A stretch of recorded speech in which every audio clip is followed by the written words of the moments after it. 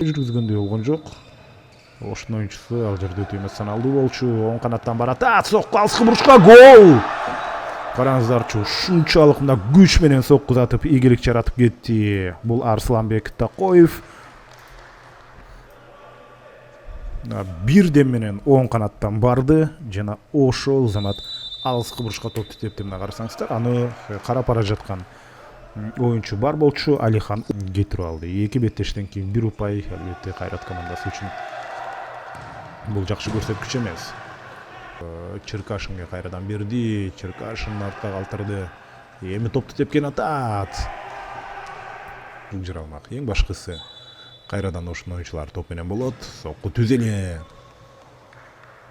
Абалы Бишкек менен ойногондо гана өтө ыңгайсыз болгон эле, бирок андан кийин тең ата оюн жүргүзүп атат. Теребешке тийип кайтты. Алыстан сокку. Жакынкы бурушка албетте болсо дал ошол оюнчу топту тоса алат. Жана гол. Өтө Черкашин мүмкүнчүлүк калтырган жок. Мен чындыгында башкы корпус менен атандаш тосуп кеткен эле. Гол!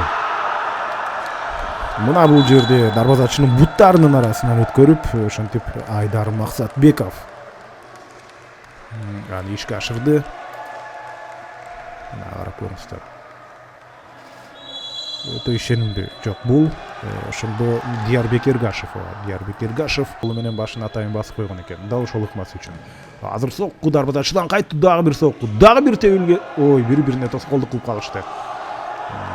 Ошентип бири-бирине тоскоол кете жаздаган болчу. Дагы бир сонун бир катуураак болуп калыптыр. Жакшы бир комбинация, жүрүш орун алмак.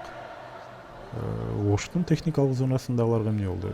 Бери жакта тургандар экен. Өтө көп адам тургандай болгон эле. Жана финалдык сирена жаңырды, урматтуу көрөрмандар. Эсеп 2-1, ошентип Кайрат